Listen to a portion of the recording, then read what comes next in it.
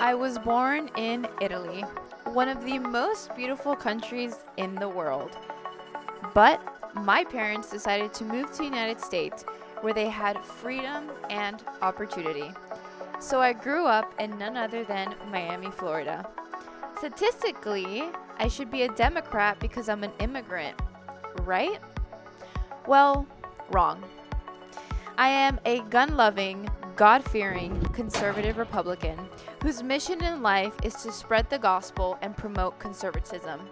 Come with me on this journey as we explore controversial topics of today and sit with the nation's most influential people. This is To the Point with Lucia Scaramacchia.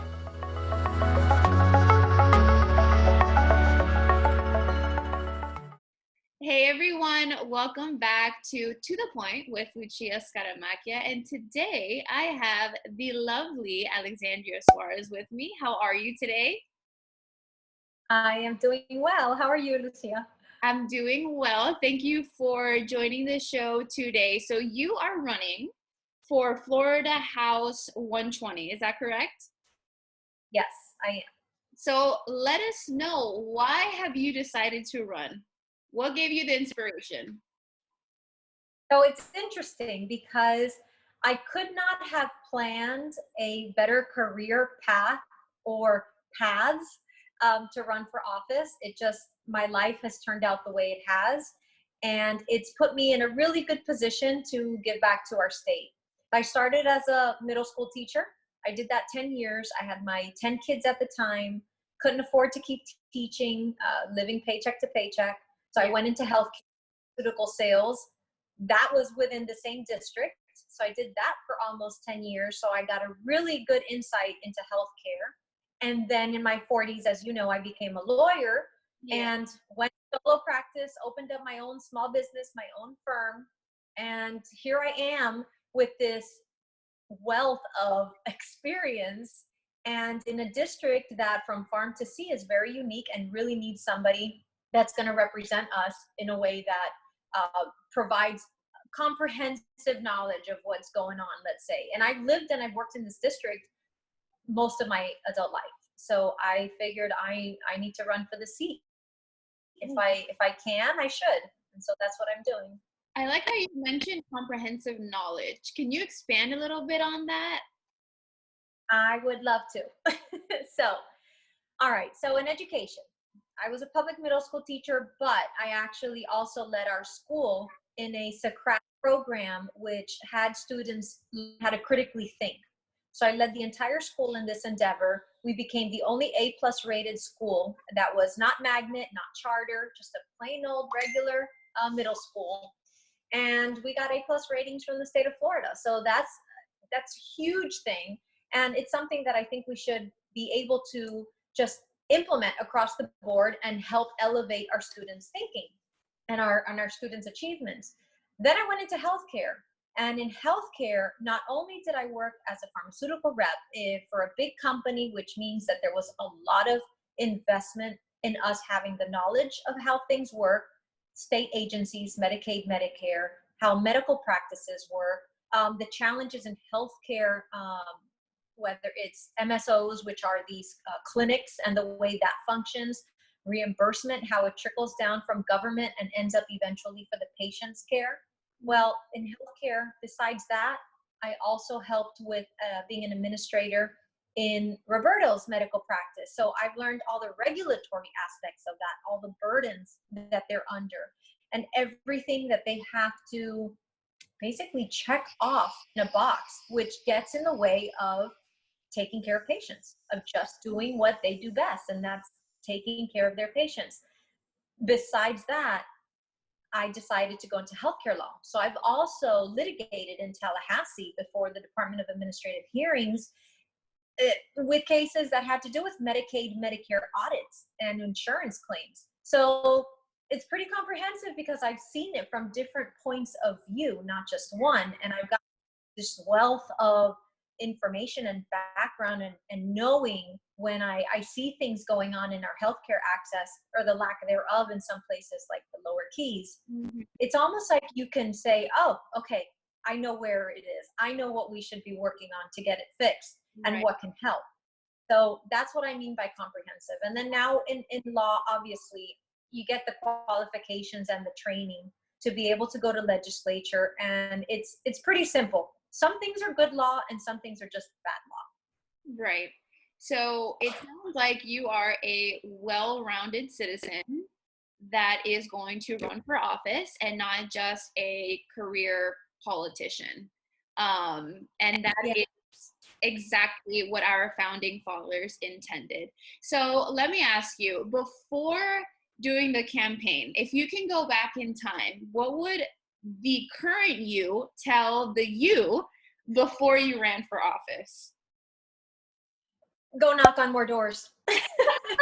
More people, especially now with what's happened now with COVID. COVID-19. It's just, I'm limited to things like this. And thank you for this, by the way, for conducting the interview, even though we have to do it, across the internet. But I think that's the only thing. And I've always lived my life with that motto of I don't like to have regrets. I like to sleep good at night. So come August 18th, I want to know that I did everything I possibly could, and just it's up to the voters at that point. But I really wish I would have filed earlier, started earlier, gotten signatures earlier to qualify. That's pretty Right. much it. Oh, that's wonderful. Go knock on more doors. I love that. Okay, next question. I would like for you to tell me and the audience something about yourself that we wouldn't be able to tell just by looking at you. Oh, that's a good one. All right. Well, let's see. Um, so I don't know if some people will know this or not, but I am an avid motorcycle rider. No My way. own bike. I do not take second seat. I ride my motorcycle like I handle life, and I like to grab the handlebars and go for it myself. And so I have a Harley Fat Bob, and this was obviously before politics, when I thought I was working on my early retirement with a motorcycle and a camper. So, but yeah, I like my motorcycle. Oh, that's awesome. Where did that start? Was it in the family or? It was, I think it was, I'll be 50 in August. So I decided, hey, I might as well work on a midlife crisis early. That's But awesome. yeah, and I really did. I loved it. It was, as soon as I got behind the handlebars on my first ride, I knew that I really, really enjoyed it. And I haven't ridden much because of the campaign, but this is important. And this is something that I made the sacrifice because I know that our district really needs somebody good to run for the right reasons, willing to work hard since day one. And Amen. so, I turn it on every week so the battery doesn't die. It'll have to wait. That's awesome. Besides getting your motorcycle, what was the proudest moment of your life? What is the proudest moment of your life? Oh my goodness. You know, that really is a tough one. I have 4 kids, and my children are all adults now, from 20 to 31 years old. So I would have to split that up. But I've got to say that my proudest moment has to be when I decided to run. And the first thing I did was talk to my kids. I Mm. talked to my husband and I talked to my kids, and I said, this is happening, and there's an opportunity. What do you think? Is it crazy, or should I run? And their response to me was, Mom, we're not surprised. You do great. And it was very heartwarming to hear that, because family can be your worst critics. Absolutely. Yeah. And it's tough with, being a mom, young single mom. And, we went through a lot to get where we are now. And so anything related to my kids makes me proud, but it really was heartwarming for my kids to be ready to support me. And I know that they are proud of you and they really support you. The last time I saw you in person was at an RNHA Miami meeting, and your son was there taking pictures, engaging, just incredibly proud of you. And it is so refreshing to see someone's family engaged in a campaign. So I absolutely love that. And kudos to you and your family. Thank you very much. I appreciate that. I think it's important to have that support system. Uh, but at the same time, I hope that constituents see that I'm just like the rest of us. I'm a mom, I have my family, and the fact that they are supportive and they're there and they want to go with me to events and things, I hope that that shows people that I'm a good person and I can get some things done. Amen. So when you get elected, when the constituents elect you, what is going to be the first thing on your agenda? What do you want to tackle first? Oh boy. All right. So I've got to tell you, the last time I went to Tallahassee, I was sitting in and watching the legislature and certain proposed bills that we're trying to get passed. One of them was healthcare related. And I was sitting there and I was waiting for the debate and waiting for other legislators to stand up and say why this is a good idea or why it's a bad idea. And it was like crickets. So I thought, okay, I would like to go ahead and look at what's going on that hasn't been passed and whether it needs to move forward or not. In my district, we have a huge water quality issue, has been big before the COVID-19 crisis. Healthcare access was also big. So depending on what's going on with the legislature, that any torch that has to be carried, so to speak, from the last representative, that may take precedence over something that I have on my to-do list. But I've been keeping my tally. There's things that I would like to accomplish. I want to make sure that our educational system, the governor's great about having the math assessments now and for history assessments, and kids need to know our electoral process and how things work in the good old USA. But I think we can go a little further than that. And we really need to get kids critically thinking. So I've only got 8 years. God willing, if I keep getting reelected, 8 years will go by very fast. So I want to hit the ground running. I've got some things that are priority. My district has a few things that are priority. Funding may be one of them, and maybe even helping with some type of incentive tax-wise for our small businesses that are hurting with the crisis and the tourism dollars that we've lost. So we've got to get some things done. Workforce housing is another one. I would love to have some type of exemption like they do with agricultural exemption or homestead exemption, where homeowners will offer, if they have a duplex or have property in the Keys, to allow them to rent it to workforce, to people that just can't afford to live in the Keys, but they drive from, or they bus actually in from Homestead to work there. Well, maybe we can incentivize the owners as long as they pass it on to their tenants, and that would help achieve that. So it's a long list, but as you can see from my experience, I'm okay with having a long list of to-do. Yes, and you are going to hit the ground running, and it is going to be amazing to watch. So, final question before I let you go. There are a variety of definitions on what it means to be a conservative. But to you, what does it mean to be a conservative and to live out conservative values? Okay, thank you for asking that. Because that's a really big reason on why I'm also running, because I truly believe that being conservative, government is not intended to run us. We're supposed to run government. And that's conservatism 101 is small government, and it's just grown too much. And in its growth, what it's done is strip liberties from us, whether it's through red flag laws, whether it's through the administrative state, which is all the government agencies that are able to pass regulations and laws without even going through the state or US Congress. There's a lot of that little by little, they have chipped away at our liberties. Conservatism means that the people should be in control. And we haven't been in control for a really long time, unfortunately. I have always been very big about Second Amendment protection. To me, that is the thread that holds our Constitution together.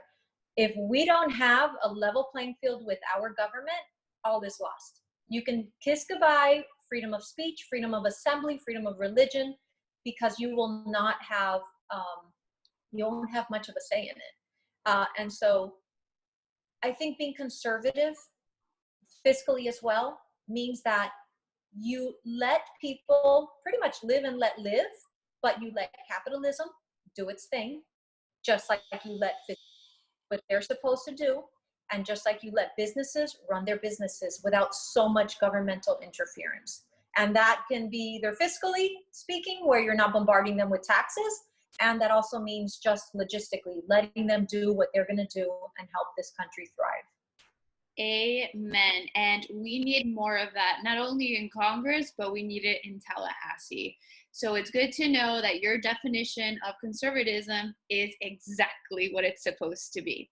So before you leave us, please tell us where we can go find you, website, social media, or even to donate to your campaign. Thank you. Okay, so anybody that wants to know more information about me, we have a website. It's www.alexandriasuarez.org. I have a link on there for petitions because I still need to get about, well, I'm inching towards the total of 1,013 that we need to qualify, but I still need some petitions. So anyone that lives within the district, south of 184th Street in Miami and west, all the way down to Key West, they can click on a link on that website that says petition, fill it out, sign it, send it back to me. I would really appreciate that. They can email me, alexandria@alexandriasuarez.org. I'm really good about responding to emails. Some people on Facebook, they can go to my Facebook page and look up Alexandria Suarez for Florida House 120. And some people have said that they like the fact that I reach out and I talk to them. And I'm probably the only candidate that's been vocal about how I feel about the Second Amendment. I don't turn around and say, oh, it's a complicated issue. No, it's not. It's the most simple issue that we have. And so I'm available by Facebook, through the email, and they're free to call me whenever they want. Well, there you go. I will have everything below so you guys can easily click the link and then also share it with your friends and family and spread the word, because it is important for us to elect people like Alexandria to Tallahassee. If you guys like this video, go ahead and give it a thumbs up. Make sure to share this video with your friends to spread the word. And then also check out what we have in the rest of our channel. As always, guys, I'm Lucia Scaramacchia, and this is To The Point. Thank you for coming on. Thank you.